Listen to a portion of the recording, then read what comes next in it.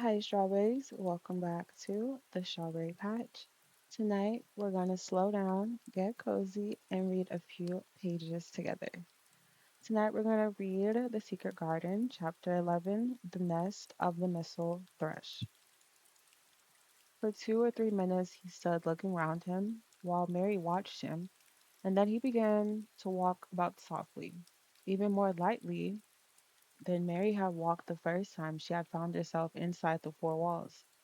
His eyes seemed to be taking in everything the great trees with the great creepers climbing over them and hanging from their branches, entangled on the walls and among the grass, the evergreen alcoves with the stone seats and tall flower urns standing in them. I never thought I'd see this place, he said at last in a whisper. Did you know about it? Asked Mary. She had spoken aloud, and he made a sign to her. We must talk low, he said, or someone will hear us and wonder what's to do in here. Oh, I forgot, said Mary, feeling frightened and putting her hand quickly against her mouth. Did you know about the garden? She asked again when she had recovered herself. Dickon nodded. Martha told me there was one as no one ever went inside, he answered. Us used to wonder what it was like. He stopped and looked round at the lovely gray tangle about him, and his round eyes looked queerly happy. Eh, the nest, as here comes springtime, he said. It's be safe nesting place in England. No one's never coming near tangles of trees and roses to build in. I wonder all the birds in the moor don't build here. Mistress Mary put her hand on her arm again, without knowing it. Will there be roses? She whispered. Can you tell? I thought perhaps they were all dead. No, not them. Not all of them, he answered. Look here. He stepped over to the nearest tree, an old one with gray lichen all over its bark, but upholding a curtain of tangled sprays and branches. He took a thick knife out of his pocket and opened one of its blades. There's lots of dead wood as ought to be cut out, he said, and there's lots of old wood. But it made some new last year, and here's a new bit. And he touched the shoot, which looked brownish green instead of the hard, dry gray. Mary touched it herself in an eager, reverent way. That one, she said. Is that one quite alive? Dickon curved his wide, smiling mouth. It's as wick as you and me, he said, and Mary remembered that Martha had told her that wick means alive or lively. I'm glad it's wick, she cried out in a whisper. I want them all to be wick. Let us go around the garden and count how many wick ones there are. She quite panted with eagerness, and Dickon was as eager as she was. They went from tree to tree and from bush to bush. Deacon carried his knife in his hand and showed her things which she thought wonderful. They're wan riled, he said, but the strongest ones have fair thread on it. The delicate ones have died out, but the other ones have growed and growed and spread till they're a wonder. See here. He pulled down a thick, gray, dry-looking branch. A body might think it's dead wood, but I don't believe it is, down to the root. I'll cut it low down and see. He knelt with his knife cut the lifeless looking branch, though not far above the earth. There, he said exultantly. I told thee so. There's green in the wood yet. Look at it. Mary was down on her knees before he spoke, gazing with all her might. When it looks a bit greenish and juicy like that is wick, he explained. When the inside is dry and breaks easily, like this here piece I cut off, is done for. There's a big root here, as all of this live wood sprung out of it, and the old was cut off and dug round and took care of there be. He stopped and lifted his face to look up at the climbing and hanging sprays above him. There'd be a fountain of roses here this summer. They went from bush to bush and from tree to tree. He was very strong and clever with his knife and knew how to cut the dry and dead wood away, and could tell when the up promising bought of trees still had a green life in it. In the course of half an hour, Mary thought she could tell too. And when he cut through the lifeless looking branch, she would cry out joyfully under her breath when she caught a sight of a least shade of moist green. The spade and hoe and fork were very useful. He showed her how to use the fork while he dug the roots with the spade and stirred the earth and let the air in. They were working industriously round one of the biggest standard roses when he caught sight of something which made him utter an exclamation of surprise. Why? He cried, pointing to the grass a few feet away. Who did that there? It was one of Mary's own little clearing rounds in the Pilgrim Points. I did it, said Mary. Why? I thought didn't know nothing about gardening, he exclaimed. I don't, she answered, but they were so little and the grass was so thick and strong, and if they looked as if they had no room to breathe, so I made a place for them. I don't even know what they are. Deacon went and knelt down by them, smiling his wide smile. That was right, he said. A garden couldn't have told thee better. They'll grow now like Jack's beanstalk. There are crocuses and snowdrops, and here is narcissus turning into another patch, and here is daffodils. There would be a sight. He ran from one clearing to another. That has done a lot of work for such a little wrench, he said, looking over her. I'm growing fatter, said Mary, and I'm growing stronger. I used always to be tired when I dig. I'm not tired at all. I like to smell the earth when it's turned up. It's very good for thee, he said, nodding his head wisely. There is not a nice in the smell of good, clean earth, except the smell of fresh growing things when thy rains fall on them. I get out of the moor many days when it's raining, and I lie under the bush and listen to the soft swish drops on thy heather, and I just sniff and sniff. My nose and fair quivers like a rabbit, mother says. Do you never catch cold? Inquired Mary, gazing at him wonderingly.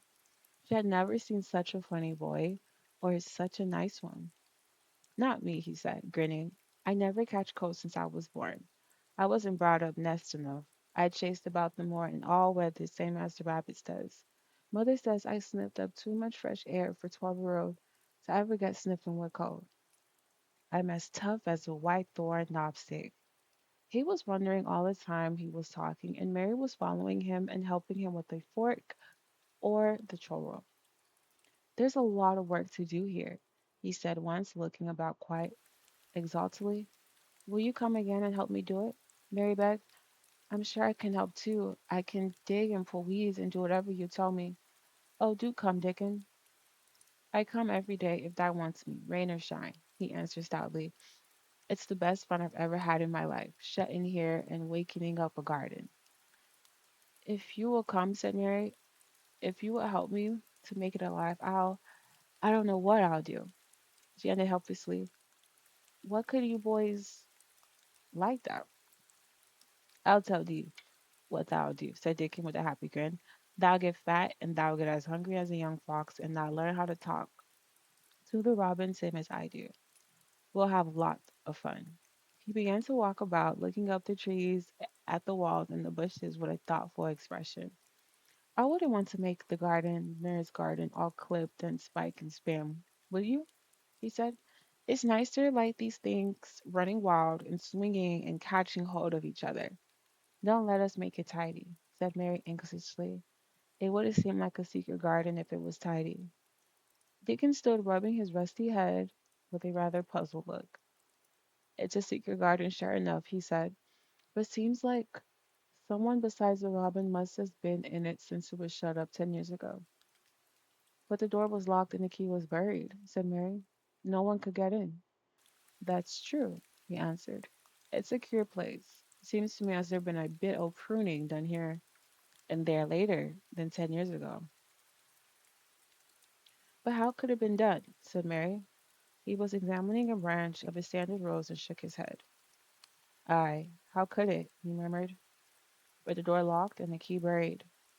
Mrs. Mary always felt that how many years ago she lived, she could never forget that first morning when her garden began to grow. Of course, it did seem to begin to grow for her that morning. When Dickon began to clear places to plant seeds, she remembered what Basil had sung at her when he wanted to tease her. There are any flowers that look like bells? She inquired. Lilies of the valley does, he answered, digging away with the trowel. And there's canterbury bells and campanulas. Let's plant some, said Mary. There's lilies of the valley here already. I saw them. They have grown too close and we'll have to separate them, but there's plenty. There's other ones takes 2 years to bloom from seed, but I can bring you some bit of plants from our cottage garden. Why do you want them? Then Mary told him about Basil and his brothers and sisters in India and how she hated them, and they're calling her Mistress Mary quite contrary. They used to dance around and sing to me. They sang, Mistress Mary, quite contrary, how does your garden grow? With silver bells, cockle shells, and marigolds all in a row. I just remembered it, and it made me wonder if they were really flowers like silver bells. She frowned a little and gave a trowel a spiteful dig into the earth. I wasn't as contrary as they were, but Dickon laughed. Eh, he said, as he crumbled the rich black soil. She saw him sniffing up the scent of it. There doesn't seem to be no need for no one to be contrary when there's flowers and such like, and such a friendly wild things running about making homes from themselves or building nests and singing and whistling, does it? Mary, kneeling by him holding the seeds, looked at him and stopped frowning. Dickon, she said, you are as nice as Martha said you are. I like you, and you make the fifth person. I never thought I should like five people. Dickon sat up with his heels, as Martha did when she was polishing the grate. He did look funny and delightful. Mary thought with his round blue eyes and red cheeks and happy looking turned up nose. Only five folks, as I likes, he said. Who's the other four? Your mother and Martha. Mary checked them off with her fingers and the Robin and Ben Weatherstaff. Dickon laughed so that he was obligated to stifle the sound by putting his arm over his mouth. I know that thinks I'm a queer lad, he said, but I think that the queerest little ass I ever saw. Then Mary did a strange thing. She leaned forward and asked him a question she has never dreamed of asking anyone before. And she tried it to ask it in a Yorkshire because that was his language. And in India, a native was always pleased if you knew his speech. Does thou like me? She said. Esh, he answered heartily. That I does. I likes thee wonderful, and so does the robin, I do believe. That's two then, said Mary. That's two for me. And then they began to work harder than ever and more joyfully. Mary was startled and sorry when she heard the big clock on the counter strike the hour for midday dinner. I shall have to go, she said mournfully. And you will have to go too, won't you? Dickon grinned. My dinner's easy to carry with me, he said. Mother always lets me put a bit of something in my pocket. He picked up his coat from the grass and brought it out a pocket of a lumpy little bundle tied up in a quiet, clean, coarse blue and white handkerchief. They held two thick pieces of bread with a slice of something lay between them. It's often not but bread, he said, but I got a fine slice of bacon with it today. Mary thought it looked a queer dinner, but he seemed ready to enjoy it. Run on and get thy victuals, he said. I'll be done with mine first. I'll get some more work done before I start back home. He sat down with his back against a tree. I'll call the robin up, he said, and give her a little bit of bacon to peck on. They likes a bit of fat wonderful. Mary could scarcely bear to leave him. Suddenly it seemed as a sort of wood fairy who might have gone when she came to the garden again. He seemed too good to be true. She went slowly halfway to the door in the wall, and then she stopped and went back. Whatever happens, you you never would tell, she said. His poppy-colored cheeks were distended with his first bite of bread and bacon, but he managed to smile encouragingly. If thou was missile brushed and showed me where the nest was, does that think I'll tell anyone? Not me, he said. Thou art safe as a missile thrush. And she was quite sure she was. Thank you for spending a little time in the strawberry patch with me tonight. I hope this chapter brought you a little peace. Sleep well, strawberries, and I see you in the next chapter.